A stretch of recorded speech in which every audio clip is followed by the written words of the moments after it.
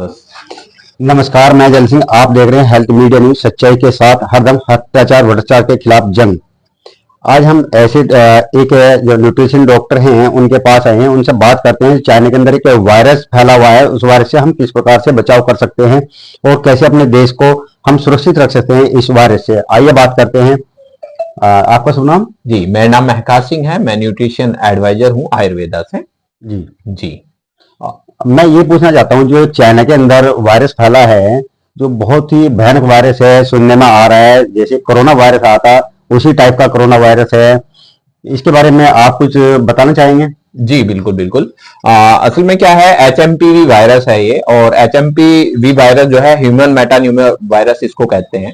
और ये 2021 में सामने आया, कुछ रिपोर्ट्स आई 2021 में सामने, लेकिन ये लगभग 60 साल से हमारे बीच में है और ये फ्लू का रूप है। और इसकी म्यूटेशन होने की वजह से थोड़ा सा मारक क्षमता थोड़ी सी ज्यादा है, तो इन्फेक्शन बहुत जल्दी फैल रहा है।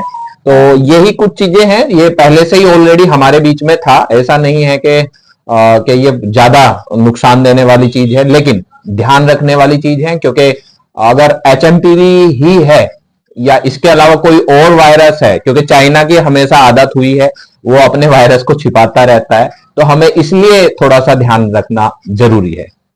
ये जो एचएमपीवी वायरस है, आपने बताया कुछ ज्यादा खतरनाक नहीं है, लेकिन जो वीडियो देखने में आ रही है उससे पता लग रहा है चाइना के अंदर तो बहुत ही अस्पताल भरे हैं और बहुत ही बुरा हाल हो चुका है। जी जी। तो क्या भारत में भी ये ऐसा अपना पैर पसारेगा या यहाँ पे ऐसा कुछ नहीं हो पाएगा? बिल्कुल। अगर एचएमपीवी की ही बात करें, क्योंकि ये इसका एक परिवार है, पूरी फैमिली होती है इनकी अपनी, और अगर सिर्फ एचएमपीवी ही है तो इसके नॉर्मल 5 से 7 दिन के इसके इन्फेक्शन के कुछ आते हैं, रिजल्ट्स आते हैं। मतलब 5 दिन के बाद ही ज्यादा इन्फेक्शन आना शुरू होता है, पता ही 5 दिन के बाद चलता है।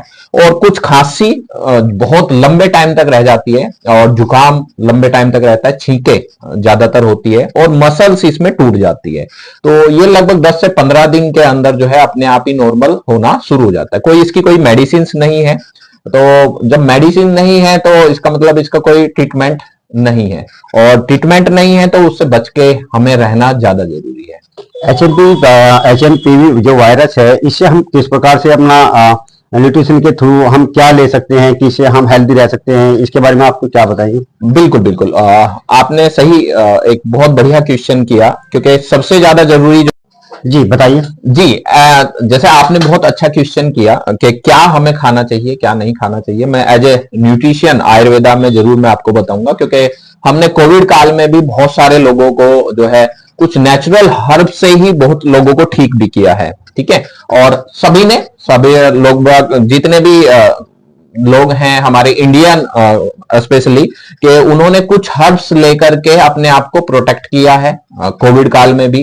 तो ये एचएमपीवी वायरस अगर फ्लू है, वायरस है, तो कोई इसमें घबराने वाली बात नहीं है, क्योंकि इंडियन के पास एक बहुत बढ़िया चीज है, वो है जो हमारी रसोई के अंदर मसाले होते हैं। ठीक है, वो बहुत जो हर्ब्स हैं वो बहुत खास हैं। जैसे उसमें हल्दी है, जैसे उसमें आपका काली मिर्च हो गई, हल्दी हो गई, और तुलसा हो गई। ठीक है, तो ये कुछ ऐसी हर्ब्स हैं जिससे बहुत ज्यादा अच्छा आप प्रोटेक्ट कर सकते हैं अपने शरीर को। अदरक इसमें बहुत बढ़िया काम करता है।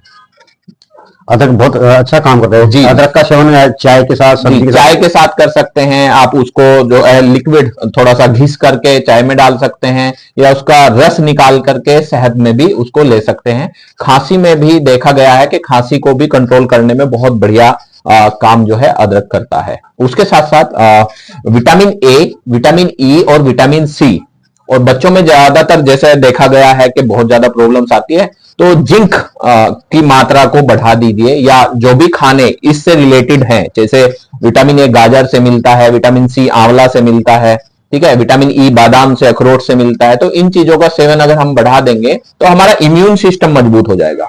और आपके माध्यम से जरूर मैं ये बताना चाहूंगा, क्योंकि वायरस तो आते रहेंगे, हर साल कोई ना कोई नया वायरस आता रहेगा अपडेट होकर के, तो उससे तो अच्छा यही है कि हम अपने शरीर को इतना मजबूत कर लें कि कोई भी वायरस अगर आए तो हमारा शरीर उसको खत्म कर दे। क्योंकि अगर देश कमजोर होगा तो बाहर का दुश्मन तो जो है हमला करेगा ही करेगा। तो अगर देश मजबूत हो जाएगा, सीमाएं मजबूत हो जाएंगी, तो दुश्मन जो है हमला नहीं करेगा। इसी प्रकार का हमारी इम्यूनिटी पावर मजबूत है तो कोई भी बीमारी हमें इस प्रकार का हमला नहीं कर पाएगी। आपका कहने का उद्देश्य हुआ।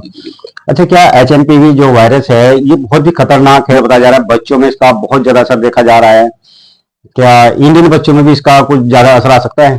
जी जी जी, चाइना में एक्चुअली चाइना में आप कह रहे हैं चाइना में बहुत ज्यादा है। अब हो सकता है कि वो कुछ चीजें छिपा रहे हो, कोई नया म्यूटेशन हो या कुछ इस तरीके की है।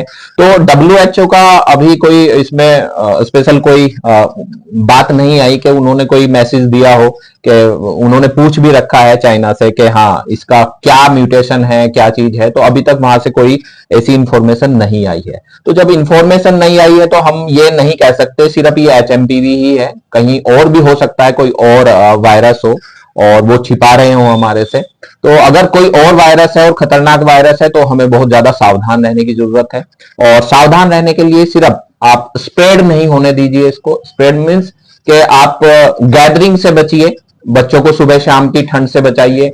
जो बुजुर्ग लोग हैं जिनका इम्यून सिस्टम वीक है, कुछ ऐसी बीमारियां होती हैं जैसे किसी को शुगर है, BP है या किसी की ऑटो इम्यून डिजीज है, तो उनको आपको प्रोटेक्ट करके रखना पड़ेगा, तभी जाकर के आप जो है उस बीमारी, आने वाली जो बीमारी है उससे बच सकते हैं। देश के प्रति कुछ कहना चाहेंगे? जैसे HMPV वायरस से हमें बचने के लिए आपने बहुत कुछ हमें बताया है, कोई अन्य कुछ और इस बारे में बताएंगे? आयुर्वेदिक के बारे में बताया आपने, अदरक बताया, या अन्य कुछ और मसाले जो रसोई के अंदर होते हैं उसके बारे में बताया। जी। क्या कोई आपके न्यूट्रिशन में भी कोई इस तरह की मेडिसिन आती है?